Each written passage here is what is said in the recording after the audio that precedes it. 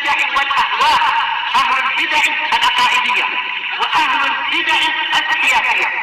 نقول بيننا وبينكم السلف، بيننا وبينكم الكتب، كان فيقول البدع بيننا وبينكم. بسم الله الرحمن الرحيم. الحمد لله الذي أرسل رسوله بالهدى ودين الحق ليظهره على الدين كله وكفى بالله شهيدا.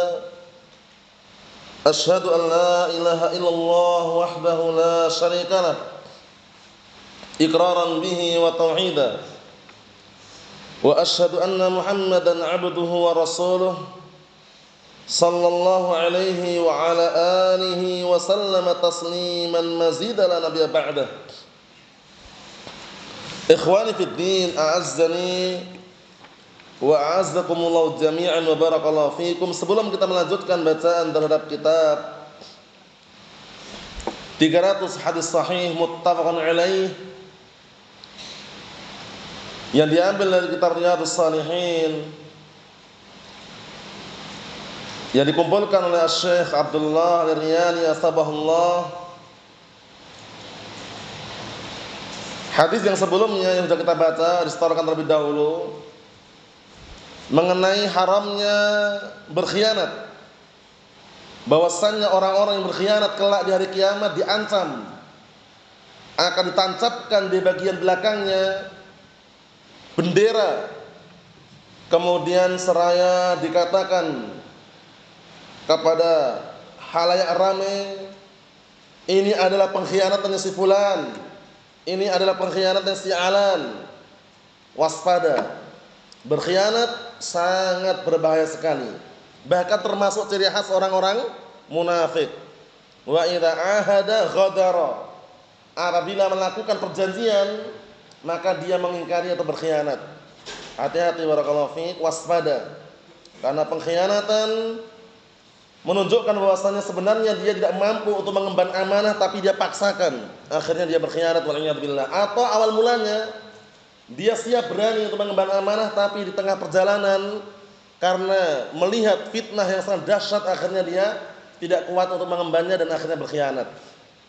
Dan amanah yang paling berat diantaranya adalah harta. Kalau orang diamanahi suatu harta, kalau nggak mampu bilang aja nggak mampu. Jangan dipaksakan, akhirnya apa? Berkhianat. Tidak disampaikan kepada orang yang berhak mendapatkannya. Tidak disampaikan kepada orang yang harus tunaikan amanah tersebut. Wal'iyadzubillah. Serentak seperti biasanya, tafadhalu.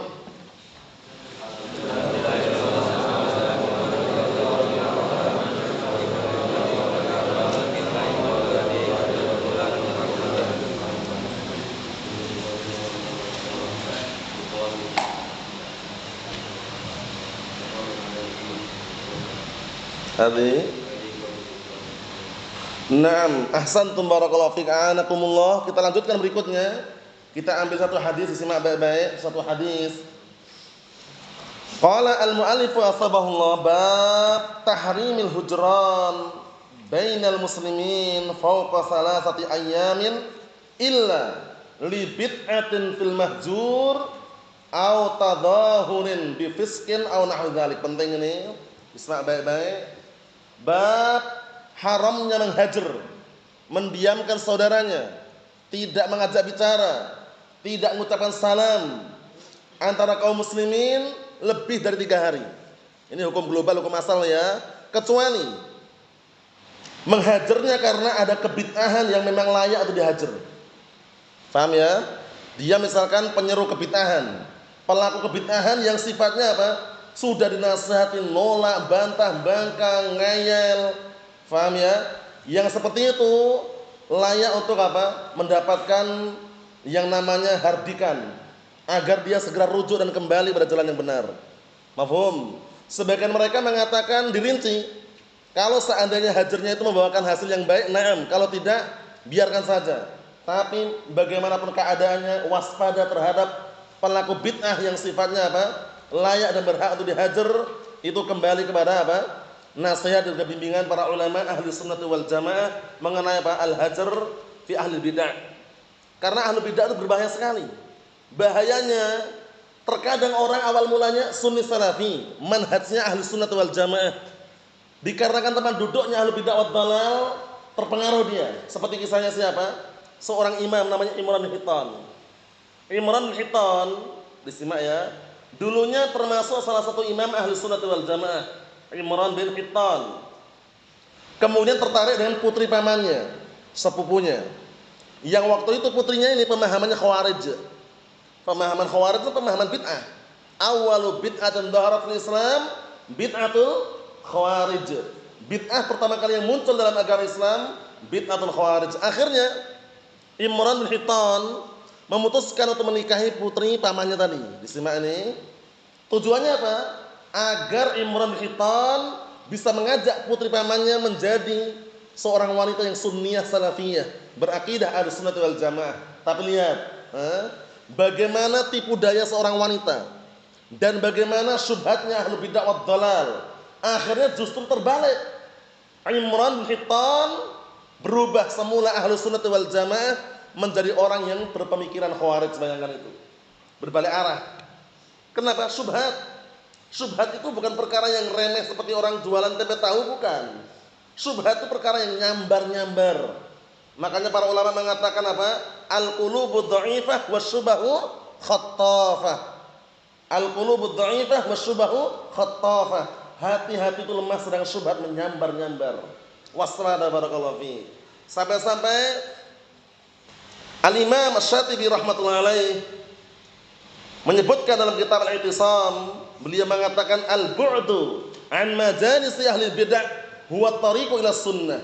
Al-bu'du an majalisi ahli bid'ah huwa tariqu ila sunnah. Menjauhkan diri dari majelisnya ahli bid'ah, jalan menuju as-sunnah. Ingin istiqamah, ingin continue di atas al-haq, di atas sunnah, jauhi majelisnya ahli bid'ah. Tapi kan kita cuma mengambil bahasa Arabnya, Ustaz. Mengambil ilmu seputar sorofnya, mengambil ilmu seputar mustalah dan juga usul. Kita katakan awal mulanya suara, lama-lama memuji. Wah Ustaz, Masya Allah ya, gaya bicaranya Masya Allah, luar biasa menjelaskannya Masya Allah. Akhirnya dia muji-muji orang apa? Mubtadi' hizbi tadi. Gara-gara apa? Awal mulanya mendengarkan suaranya, belajar dengan mereka. Mafhum? Kalau itu ahlu bid'ah wad dalal, jangan pernah antum belajar dengan mereka. Kenapa demikian? Ujung-ujungnya memuji. Awal mulanya enggak muji awal-awalnya, tapi karena tertarik dengan cara mengajarnya, cara menyampaikannya, akhirnya memuji. Masya Allah Ustaz fulan itu walaupun hizbi, tapi kalau jelaskan Masya Allah, mudah dipahami, mudah dicerna. Bayangkan itu. Akhirnya memuji orang yang menyimpang dari manhaj yang lurus tadi. Allahul musta'an. Ingat-ingat kalamnya Al-Imam Syatibi tadi. Al-Imam Syatibi Abu Ishaq kunyahnya menyebutkan dalam kitab Al-I'tisam, al-bu'du an majalisi ahli bid'ah huwa tariqu ila sunnah. Menjauhkan diri dari majelisnya ahli bid'ah, jalan menuju as-sunnah. Karena ilmu ini bukan permainan. Ilmu ini adalah apa? Agama. Sebagaimana perkataan Imam Muhammad bin Sirin rahmatullahi alaih, dinukilkan dalam muqaddimah Sahih Muslim, apa kata beliau? Inna hadzal ilma dinun fangduru amman ta'khuduna dinakum. Inna hadzal ilma dinun fangduru amman ta'khuduna dinakum. Disimak. Ini faedah-faedah seperti ini dihafalkan ya. Yang kira-kira bisa nulis faedahnya ini karena sering muncul ini. Al-Imam Muhammad bin Sirin menyebutkan dalam muqaddimah Sahih Muslim ungkapan tadi, inna hadzal ilma dinun fangduru amman ta'khuduna dinakum. Sesungguhnya ilmu ini adalah agama. Lihatlah oleh kalian dari mana kalian mengambil agama kalian. Kalau mengambil dari kalangan ahli bid'ah wad dalal, tidak jauh beda. Ujung-ujungnya terpengaruh nanti. Makanya beliau mengatakan fayungdar ila ahli sunnah fayukhad hadithuhum, summa yungdar ila ahli bid'ah fala yukhad hadithuhum. Dilihat, ternyata dari ahli sunnah diambil ilmunya, diambil hadisnya. Dilihat lagi, ternyata dari ahli bid'ah fala yukhad hadithuhum, enggak diambil hadisnya. Ada kisah juga disebutkan oleh Imam Fudail bin Iyad rahmatullahi alaih, ungkapan, bukan kisah, ungkapan yang sifatnya menasihati. Kata beliau, man zawaja ibnatahu min mubtadi'in faqad qata'a rahimaha. Man zawaja ibnatahu min mubtadi'in faqad qata'a rahimaha. Siapa yang menukilkan ini? Al-Imam Fudail bin Iyad rahmatullahi alaih. Dikondisikan ya, yang pendek-pendek seperti ini, yang mampu nulis Arab ditulis. Kalau belum mampu nulis Indonesia, Arabnya ditulis. Paham ya? Nah, barakallahu fi, dilatih, nanti lama-lama terbiasa.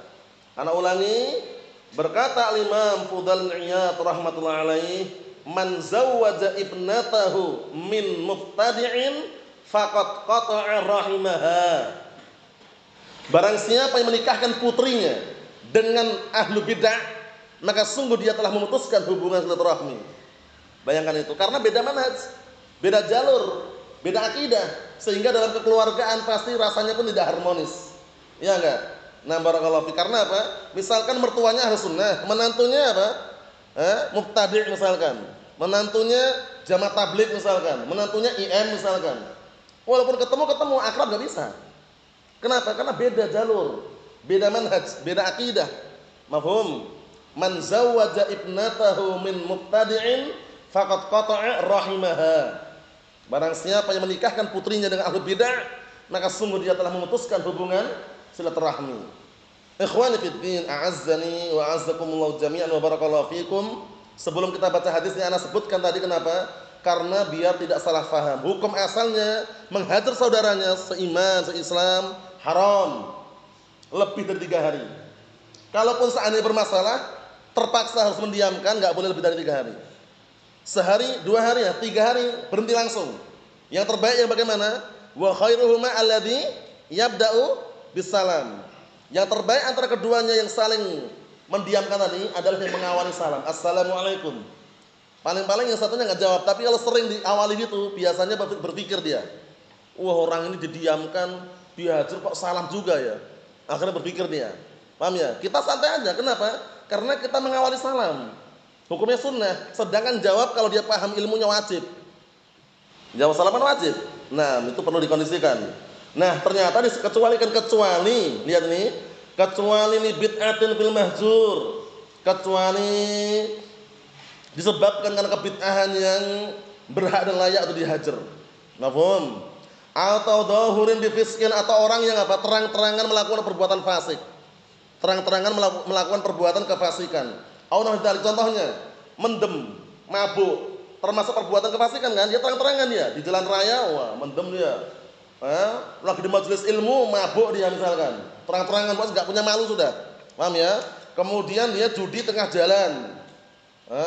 Intinya dia sudah melakukan perbuatan kefasikan, sengaja menampak-nampakkan itu loh. Sengaja menampakkan, kemudian barakallahu fi, tidak ada rasa malu atau semisalnya. Nah, di situ jaga jarak. Dalam rangka apa? Agar sampai kepada mereka dan berpikir, kenapa kok didiamkan? Kenapa kok enggak disapa atau semisalnya? Karena barakallahu fi, jangan sampai terkesan kita kalau akrab dengan mereka pelaku bid'ah, akrab dengan pelaku kefasikan, kita dikhawatirkan apa? Tercap seperti mereka juga. Karena kaitannya dengan apa? Al-mujalasah, teman duduk. Al-Imam Abdullah bin Abbas radhiyallahu anhuma, sebagaimana sebutkan oleh Imam Ibnu Battah dalam kitab Al-Ibanah, beliau mengatakan, la tujalisu ahlal ahwa fa inna mujalasatahum mumridatun lil qulub. La tujalisu ahlal ahwa fa inna mujalasatahum mumridatun lil qulub. Kalian jangan duduk dengan pengekor hawa nafsu. Duduk dengan pelaku bid'ah. Kenapa?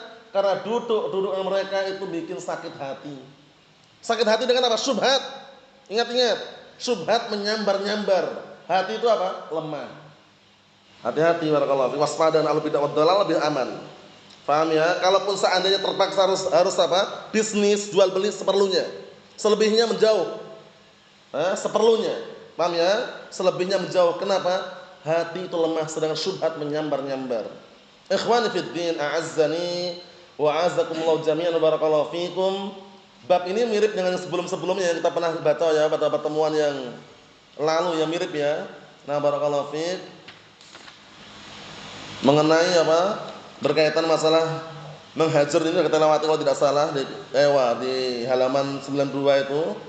Yang kemarin ada lafaz wa kunu ibadallah ikhwana.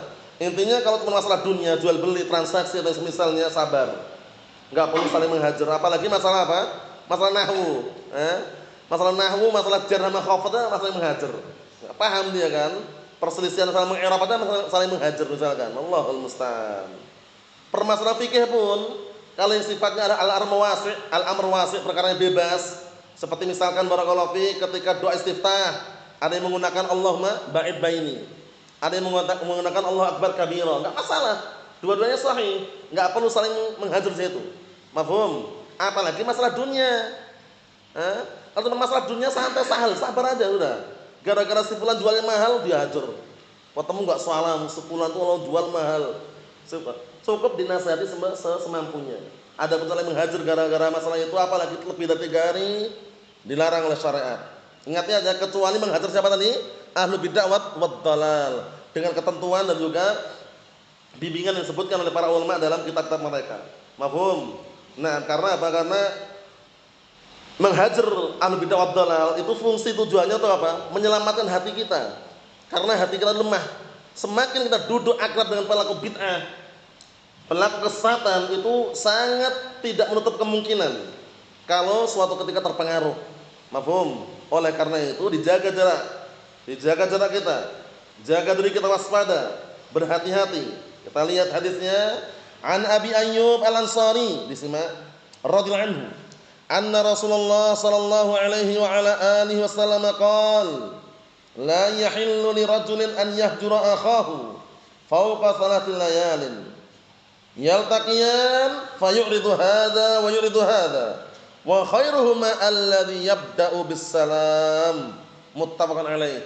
Mudah dihafal, sering antum jumpai. Ana artikan, dikondisikan, disimak dulu, ana artikan. An Abi Ayyub Al-Ansari radhiyallahu anhu. Siapa namanya Abu Ayyub Al-Ansari? Antum? Ada Abu Ayyub Al-Ansari, ada Abu Mas'ud Al-Ansari, ada Abu Qatadah Al-Ansari. Semuanya beda-beda itu semuanya.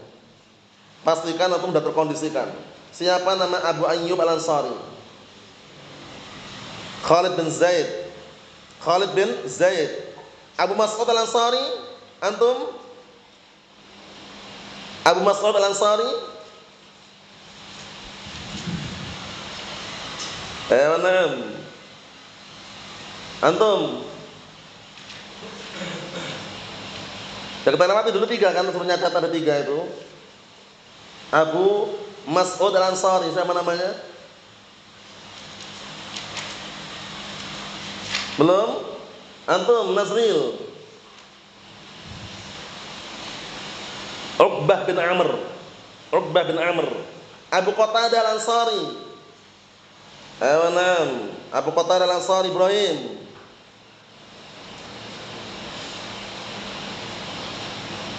Abu Qatadah Al-Ansari. Ingat, hati-hati jangan tertukar Abu Bakar. Mirip. Maksudnya mirip, ada lafaz yang mirip di situ. Siapa namanya Abu Qatadah Al-Ansari? Yang jelas jawabnya Al-Harits bin Rib'i. Ana ulangi, dikondisikan faedahnya. Al-Ansari yang ma'ruf, yang masyhur, sering disebutkan 3 misalkan. Abu Ayyub Al-Ansari, Abu Mas'ud Al-Ansari, Abu Qatadah Al-Ansari. Abu Ayyub Al-Ansari Khalid bin Zaid. Abu Qatadah Al-Ansari Al-Harits bin Rib'i. Abu Mas'ud Al-Ansari Uqbah bin Amr. Mafhum? Ayo, dikondisikan semua faedahnya. Bahwasanya Rasulullah sallallahu alaihi wasallam berkata, la yahillu li rajulin an yahjura akhahu fawqa salatil layalin. Tidak halal bagi seseorang menghajar saudaranya lebih dari 3 hari. Faham? Lebih dari 3 hari. Berarti otomatis kalau seandainya terjadi sehari 2 hari, setelah itu jangan lebih dari 3 hari. Sehari, 2 hari, 3 hari dan maksimal dari itu. Setelah itu yang paling terbaik ngawali salam. Faham? Assalamualaikum. Paham ya? Kalau dia paham syariat akan apa? Menjawab. Karena mengawali salam hukumnya sunnah. Sedangkan jawab salam hukumnya wajib. Mafhum? Paling-paling sungkan dia kalau kita awali. Kalau misalkan kita dihajar orang, teman akrab, dihajar enggak salam wala kalam misalkan. Kita awali assalamualaikum. Paling-paling dia salting, salah tingkah. Wah. Gimana ini ya? Gimana? Dihajar kok malah nyalamin, aneh. Karena jarang sekali. Biasanya kalau udah menghajar jarang sekali dia mau ngawali. Coba diawali. Karena dulu pernah ya kejadian dua orang saling menghajar, minta solusi. Anak kasih solusi, awalnya itu salam. Ternyata sama si fulan tadi diawali benar, assalamualaikum. Dia salting dia, salah tingkah dia. Wah.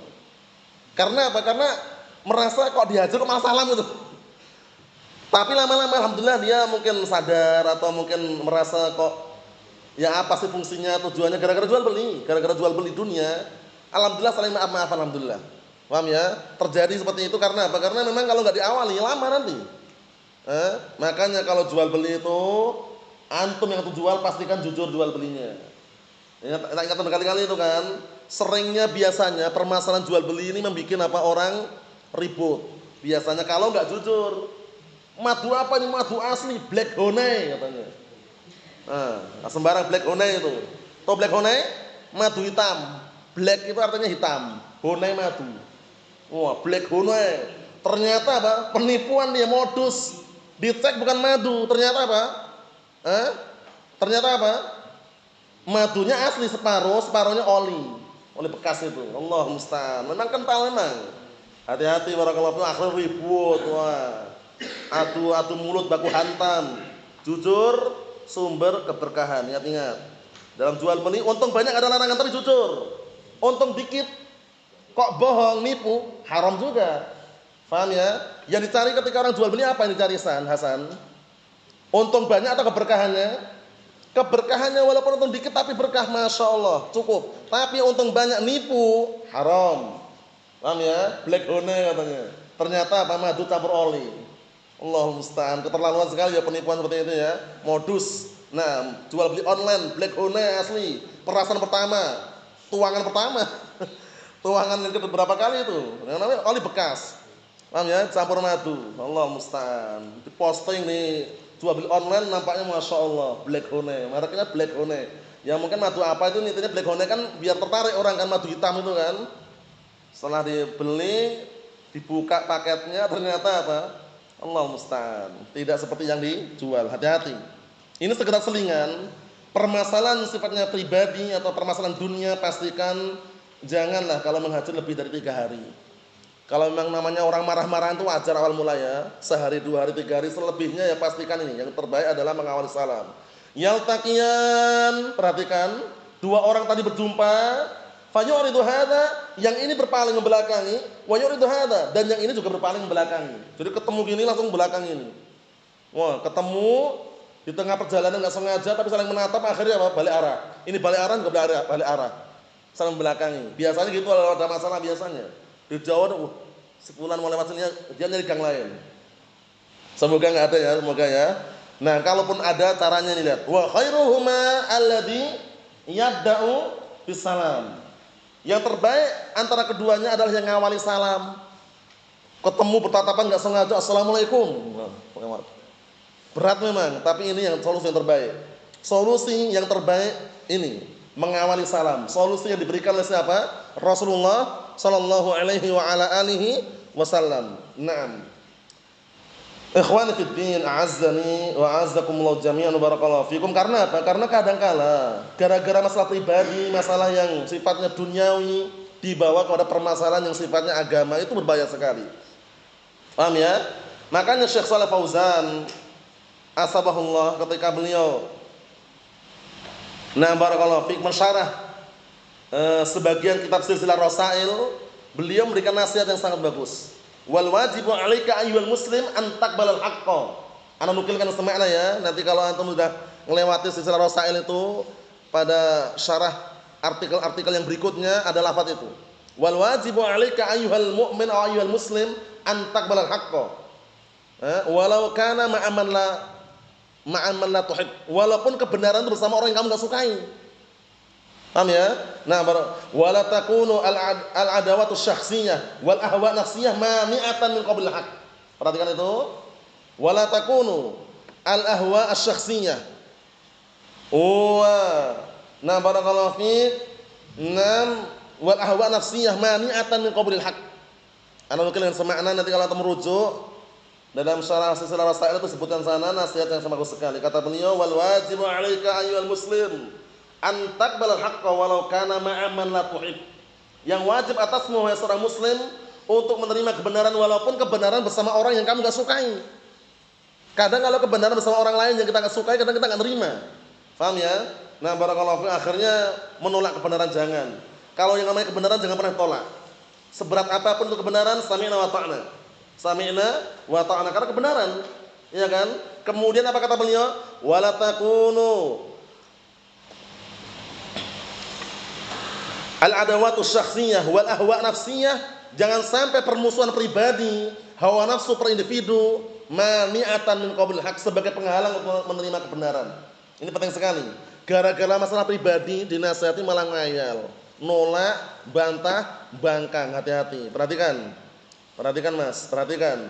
Jadi kalau gara-gara masalah pribadi, masalah dunia itu sahal.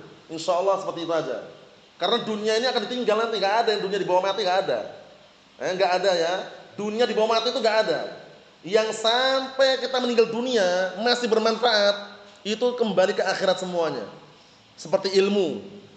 Ilmu, masya Allah, ilmu bermanfaat, ilmu Al-Quran Sunnah, sampai antum meninggal dunia, kita meninggal dunia masih mengalir terus pahalanya. Kalau apa? Kalau ilmu tersebut memang bermanfaat. Wa ilmin yang tabi'u bihi annas, ilmu yang diambil manfaat oleh manusia. Harta bisa habis enggak? Bisa habis. Kemudian, nah barakallahu fiik, anak soleh bisa mati, anak soleh bisa mati kan? Terputus. Kan sebutkan dalam hadis itu, idza matal insan inqata amaluh. Apabila orang meninggal dunia terputus apa? Terputus pahala amalannya kecuali 3. Pertama, shadaqatan jariyah, sedekah yang mengalir terus pahalanya. Kalau terhenti udah enggak mengalir lagi. Faham? Misalkan dia nyumbang, bantu masjid misalkan. Masjidnya ternyata apa? Terhenti, enggak dimanfaatkan, enggak mengalir lagi. Bisa berhenti. Faham ya? Yang kedua, wa waladan shalihan yad'ulah, anak saleh mendoakan orang tuanya. Lah kalau anak saleh sudah meninggal, mati, kan terputus juga kan? Yang ketiga, wa ilmin yang tafi'u bihin nas, ilmu ini yang mengalir terus. Ilmu yang diambil manfaat oleh manusia. Walaupun dia yang menyampaikan ilmu sudah mati, tapi orang berikutnya masih hidup. Terus itu. Makanya jangan pernah malas mencari ilmu. Paham ya? Pastikan ilmu itu sebagai apa? Barakallahu fiik, landasan utama. Untuk apa? Untuk barakallahu fiik, menjalani kehidupan di dunia ini. Kalau tanpa ilmu pasti akan apa? Berhambur-hamburan. Bingung dia. Bagaimana menghadapi dunia ini yang semakin hari semakin merajalela, ya kan? Fitnah di mana-mana. Ekonomi pun kadang susah, kadang sulit, ya kan? Tapi dengan ilmu tenang dia. Kenapa? Rezeki dari atur, tercatat di dalam mana? Dalam kitab Lauhul Mahfuz sebelum Allah Ta'ala menciptakan langit dan bumi. Dengan jarak berapa Mas? 50.000 tahun sebelumnya, bayangkan. Kurang apa lagi? Santai aja, slow aja. Paham ya? Oh, menghadapi dunia bingung. Dunia itu mana Ahmad? Dunia itu mana? Ya ini dunia ini. Ngapain bingung? Kalau antum bingung menghadapi dunia ini, udah nggak bisa jalan sudah. Tapi kalau menghadapi dunia ini santai, tenang, udah. Sekarang misalkan taruhlah ada sedikit, besok bersyukur. Atau sekarang bersyukur, besok lagi ada lagi, kan itu. Paham ya? Nah, dunia itu santai aja. Hanya sekali dunia ini, nggak 2 kali, ingat-ingat itu. Tapi kalau akhirat harus dikejar. Akhirat harus diupayakan. Akhirat harus diusahakan. Jangan pernah meninggalkan akhirat gara-gara apa? Dunia. Itu penting sekali itu. Paham ya? Ini anak nasihatkan untuk anak pribadi ya, dan antum semuanya. Jangan pernah meninggalkan akhirat gara-gara dunia. Itu ingat-ingat itu. Sampai antum besar nanti punya berkeluarga, punya istri, punya anak, jangan pernah meninggalkan akhirat. Paham ya? Kalau meninggalkan akhirat pasti apa? Rugi jelas. Oh bingung. Paham ya? Meninggalkan akhirat pasti rugi sudah. Tapi kalau kita ngejar akhirat, dunia pasti dapat. Udah percaya atau tidak, itu yang terbaik. Udah. Ngejar akhirat, dunia pasti dapat. Tak ulang-ulang itu ya, biar melekat di benak antum. Biar nanti ketika antum udah tidak lagi di pondok ini ya, pulang ke rumah, pulang ke kampung sana, punya keluarga, ingat-ingat. Ngejar dunia kok nggak habis-habis. Memang nggak habis. Dunia dikejar. Paham ya? Orang ngejar dunia itu bagaikan ngejar apa? Bola. Antum tahu pemain sepak bola itu? Bola jauh diapain? Dikejar sama dia. Begitu dekat dihantamkan lagi, jauhkan lagi. Enggak pernah puas kalau ngejar dunia. Tapi kalau ngejar akhirat, dunia di belakang antum. Antum bilang udah cukup, enggak perlu lagi sudah. Ini bisa boleh dirasakan, boleh dibuktikan. Paham ya? Bukan sekedar apa menyaksikan, rasakan, buktikan. Tapi kalau ngejar dunia, akhirat enggak dapat. Yang ini jangan dibuktikan, saksikan aja yang terjadi di luar sana. Orang ngejar dunia akan selesai. Dunia itu meliputi apa kemarin? Harta, tahta, wanita. Tidak akan puas. Antum lihat orang mentor di jabatan itu. Sudah di RT pengen jadi apa? RW. Sudah di RW pengen jadi apa? Kadus. Sudah di kadus pengen apa? Kades. Sudah jadi kades pengen jadi apa? Camat. Jadi camat pengen jadi bupati. Jadi bupati pengen jadi gubernur. Terus sampai jadi presiden. Ujung-ujungnya apa? Camat, calon mati. Allah musta'an, hati-hati barakallahu fiik. Ngerebut jabatan, ingin kedudukan, tahta hindari. Itu semuanya gak akan ada puasnya. Tapi kalau ngejar akhirat insyaallah dunia dapat. Boleh dibuktikan oleh ini. Ngejar akhirat dunia dapat. Paham ya? Pastikan ya. Ini yang kita ambil barakallahu fiik. Hadis satu saja dihafalkan setelah kemudian pertemuan yang akan datang. Nasallahu as-salamata wal afiyah. Walhamdulillah rabbil alamin.